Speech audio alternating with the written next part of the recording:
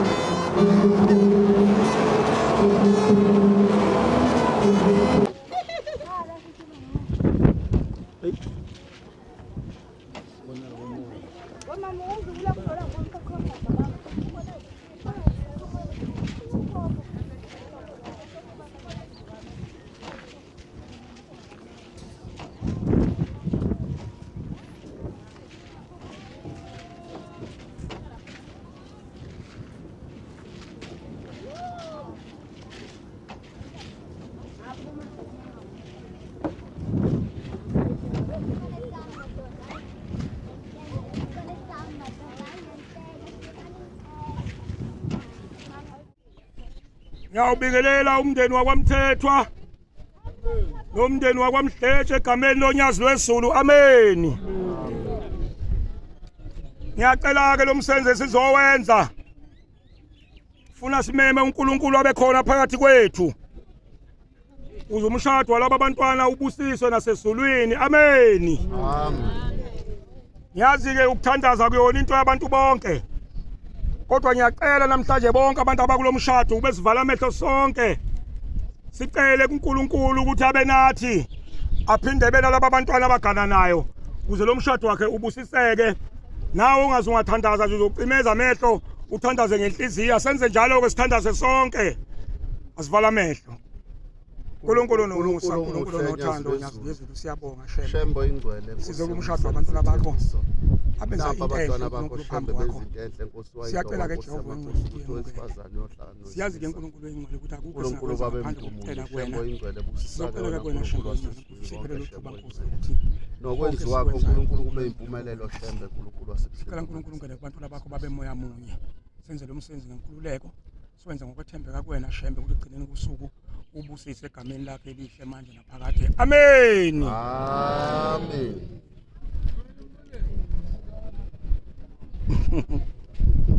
Hloniphe ephungelisha ubekezele nje kuzokwedlula. Ngizawucela ke ngikhothe eBhayibhelini. Ubaba uMshumayeli uzongifundela iBhayibheli. Matthew 18 verse 18 to 19. Matthew 18 verse 18 no 19 no 20. Aphinda ngifundele Matthew 19 verse 5 no 6. Matthew 18:18 lapho efundeka khona kanje. 18 19 20. Ngithi kini Yithi ke lencwadi ngiqinisile ngithi kini. konke niyakukubopha emhlabeni. Ithi konke siyakubopha emhlabeni njengoba sikubopha namhlanje. Ngoba kuboshiwe ezulwini. Ithi kobe kuboshiwe nasezulwini. Nakho konke niyakukhulula emhlabeni. Nakho konke siyakukhulula emhlabeni. Ngoba kukhululiwe ezulwini. Kobe kukhululiwe nasezulwini. Futhi ngiqinisile ngithi kini. Futhi ngiqinisile ngithi kini. Uma babili kini emhlabeni bevumelana noma ngaluphi udaba abalicelayo. Ma babili emhlabeni kukhona abavumelana ngakho. Bayakulenzela ngubaba wethu osezulwini. Uthi uNkulunkulu kuyakubenzela yena lento abazoyenza ibe impumelelo. Amen. Amen. Qobe. Ngokuba lapho kubuthene ababili noma bathathe egameni lami. Ma kukhona ababili noma bathatha ababuthele egameni lika Jehova. Ngikhona lapho phakathi kwabo. Uthi uNkulunkulu naye ukhona phakathi kwabo. 21. Ile ngisilungile. For 19:5-6. Matthew 19 verse 5 no 6. Wathi ngenxa yalokhu Wathi ke ngenxa yalokhu umuntu uyakushiya uyise nonina. uyothi ke lensizwa mayigano bese ishiya uyise nonina. Anamathele kumkakhe. Anamathele kumkakhe. Labo ababili bayakubanyamanye na. Laba ababili bawubanyamanye na. Ngakho abasebabili. Ngakho kabasebabili. Kodwa abanyamanye. Kodwa abanyamanye. Ngakho ke lokhu akuhlanganisileyo uNkulunkulu. Akuyakuhlukaniswa Umuntu akakuhlukaniswa umuntu. njengoba sebebophalela ifindo yenkonzo yobuNazaretha ayinayo idivosi. Kodwa ngiyafisa ukwedlula lapho ukuthi khona lona njengoba eganwa nje uyohlukana noyise nonina. Abantu bakuhumusha wrong. Akushiyi ukuthi uyohlukana abazali baqonda ukuthi uma uyinsizwa nje mfowethu msindazwe kuyenzeka insizwa mayisebenza ibeka imali kubazali bayo noma ibeke kumama noma ibeke kubaba. Kodwa namhlanje ngoba usuletha umakoti ekhaya kuyaphela konke lokho. Awuwazi uma usuganiwe ukubeka imali kumama wakho noma uyibeke kuyihlo. Kodwa uyibeka kumakoti lona seninyamanye naye. Amen. Akushiyi ukuthi ihlukana nabazali bakho uyokwakha kweindawo noma ubalahle. Kodwa iqonda ukuthi yonke into osuyenza usuyenza uhlanganyele nomakoti loganile. Amen. Amen. Kolose 4 Kolose 18 Kolose 3 verse 18 no 19.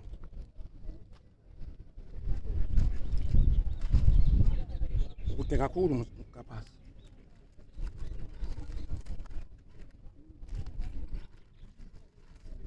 Sengizofunda yokugcina ke incwadi uKolose 8:3.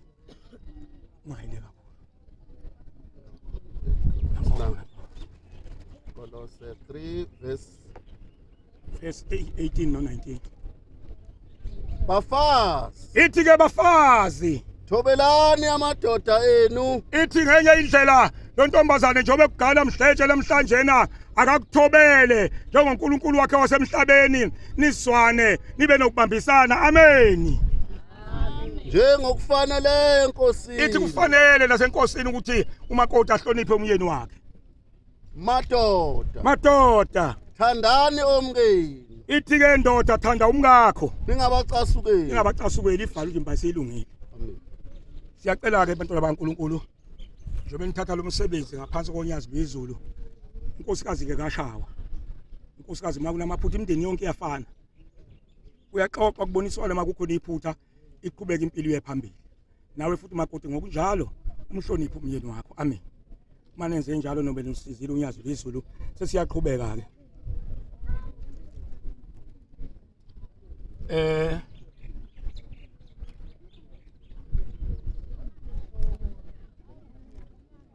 Ubaba kamakoti uba. Oh, anusukhona. Uzophendula ngoyebo noma cha. Ngikuwena ke. Kuyimvume yakho yini ukuba le ndodakazi yakho ihlanganiswa nalensizwa nokuthi uhlobo lwakini kwamthethwa luyaganana nohlobo lwamhletshe? Ezandleni bakwethu. Uthi yebo liyaganana. Ibuza kuwe ke mkhwenyana. Le ntombazana oshada nayo lapha uma ingavelelwa noma yini embi noma ibe lesici awukuyilahla na ngaphandle kokubiphingile. Khululeke Msindozo bese longa la. Cha ngeke ngilahle. Ezandleni bakwethu.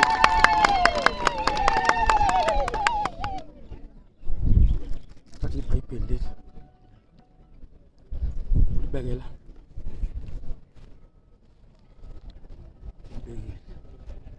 Makoti uzongilalela nje.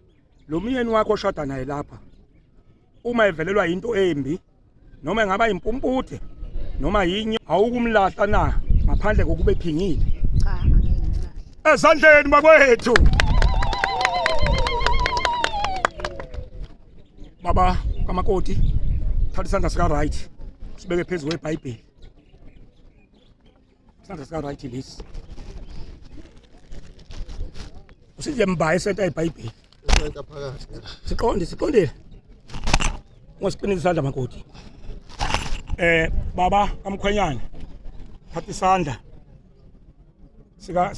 Uthatha salo. Thatha isandla leso uzosibeka phezulu kwalesi imini iqondane.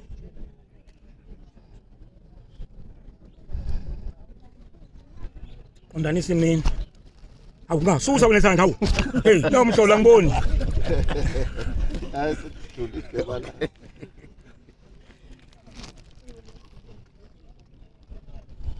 Njengoba niyophendula phambi kwaNkulunkulu ngomhla omkhulu okwesabekayo ngosuku lokwahlula lapho imfihlelo zenhliziyo ziyawuvela obala.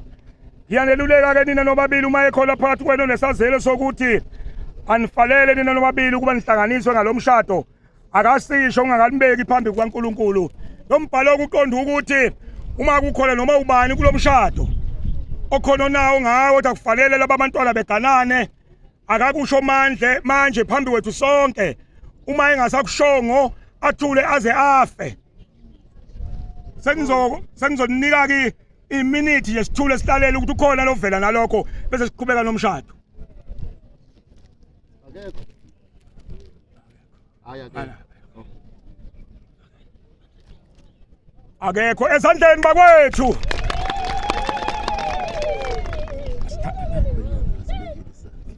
Asibe ngaphezulu. Awusithathe ubevele saya khona la.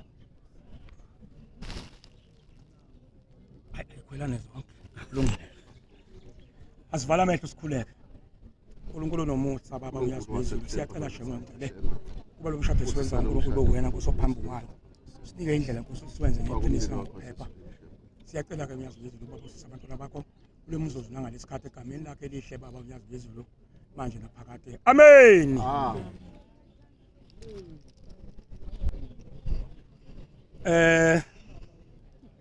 Ngiyacela ke khululekani manje lisuke izandla nisuke bo baba. Hlalani nemshadweni. Phela baba sekulungile, phela baba sekulungile. Uqani.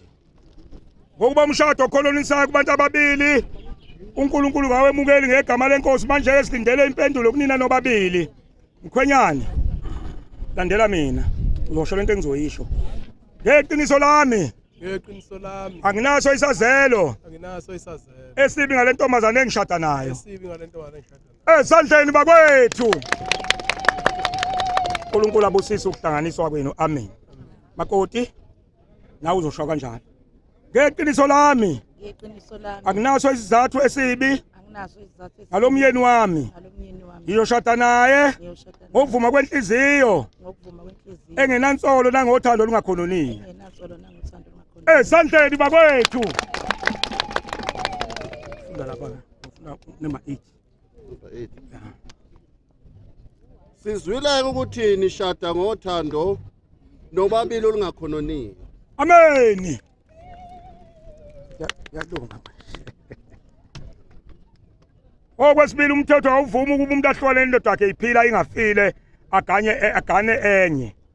nawe ke ndoda uvunyelwe emthethweni ukulahlela umfazi wakho uma engenzanga okubi nenye indoda kuyaswakala impendulo yakho makoti uzoshona into engizoyisho angikugana enye indoda Angiyugana enye indoda. isekhona lena Isekhona. esandleni bakwethu Khwenyana nawe uzosho njalo angikumlahla lo mfazi wami Angikumlahla lo mfazi wami. uma engenzanga ukubi nenye indoda Uma engenzanga okubi nenye indoda. esandleni bakwethu akhona mari Yebo.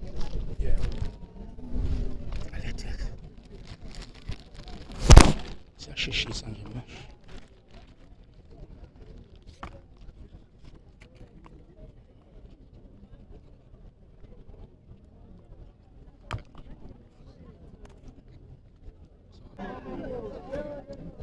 obathi indoda eqala ifake umakoti esandleni bakwethu athatheke Msindazwe iwo oyaziyo ukuthi lene kabani uma uyifaka iring umakoti wakho kunendatshana enixoxayo emnandi sisho nje nathi ungamjahi uyifake kahle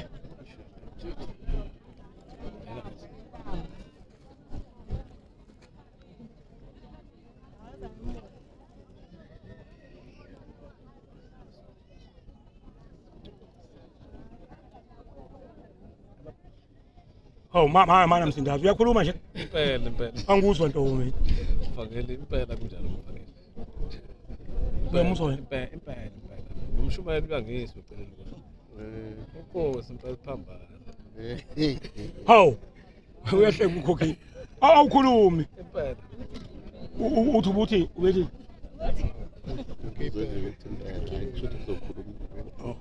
okay fange awu Ngiyakuthanda ke ku. esandleni bakwethu umuntu wesifazane ke lo ubenezesheli enamaqila kodwa nawe ke ngiyacela ubuyise esheli sakhe ukuthi just forget today sekunkosikazi wakwamdletshe amen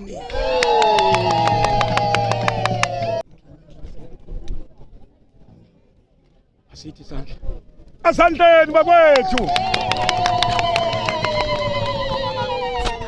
ngiyafisa ke Msindazwe njengoba kule nkonzo yonyazi lwezulu awunali ilungelo lokuganwa ngomunye unkosikazi ngaphandle la kuvumela ukuthi uganwe amen uma engavumi awukwazi ukuqhubeka uyomcela azabone isidingo sokuthi ufuna ukuganelwani uma usumchazele wakubona busuganwa amen kusho njalo unyazi lwezulu ngakho ke siyakholelwa ukuthi njobe likulomshado ningaphuma ekukholweni manini eqinisweni nibe ngabantu benkonzo uma nenze njalo yonke into kodwa ke ngifuna ukukubulelwa ngangokugcina ukuthi unkosikazi kuyondliwa sengiyaphuthuma nje unkosikazi uyondliwa uyabona nje umbone nje enje uyacaca ukuthi eminyakeni emibili emithathu obe segcwele indlu ukukhombisa insizwa iyona okufuneka ukwenze unkosikazi ukuthi mase nihlele endlini ubhala ilist yokuthi niyawenza igrocery kwa Checkers noma kwa Pick n Pay uma seniyenzile ilist suhamba nomakoti wakho ngishona esitolo uma ufika esitolo owakho umsebenzi munye uqhubha inqola umakoti bese efaka impahla enqoleni uma wenze njalo uyophila umakoti akhululeke azi ukuthi wagana insizwa emthandayo umakoti wakhe amen awubaluleke ngo23 no14 bese sivala Msindazwe ngiyakwazi ukuthi uyinsizwa emkhuthalela ushembe kodwa nje ubusuganwa nje namhlanje insizwa ke akuthi makufika usuku luka 23 itholakalile ekhaya insizwa makufika usuku luka 22 ngene 23 ngaleso sikhathi kufuneka ihambe iye ku 23 ingahlali nonkosikazi ekhaya ngokunjalo futhi nomakoti uma kumhla ka13 awukumphazamisa ngosuku lwesifungo fanele ahamba ayokujahova naye ahambe nezalukazi zasemdletsheni ayokwenza u14 awukumphazamisa ngosuku luka 14 kunjalo nje amen ezandleni bakwethu siyabonga ayikhala hayi mina ngomuzi wokukhanya wawadloma la ekhaya kwamzala wami umzala wami umfowethu ngoba yena uzalwa u-anti olamana nobaba. So namhlanje ke uyokhehla ingoduso yakhe, sihambisa nezibizo. Bengicela nje ukuthi phambili siphathe kahle sonke. Ngiyabonga nokuthi kufike lolu suku kungakaze kufike emkhuhlane la ekhaya. Nje bengicela ukuthi yonke into eqondene nenamuhla ibe nempumelelo yonke. Sihambe ngokuthula, sibuye ngokuthula, yonke into ihambe kahle kuze kufike la akafika khona umakoti la ekhaya kunokuthula kanje.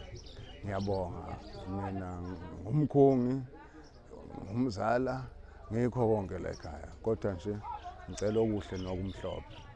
Ngiyabonga.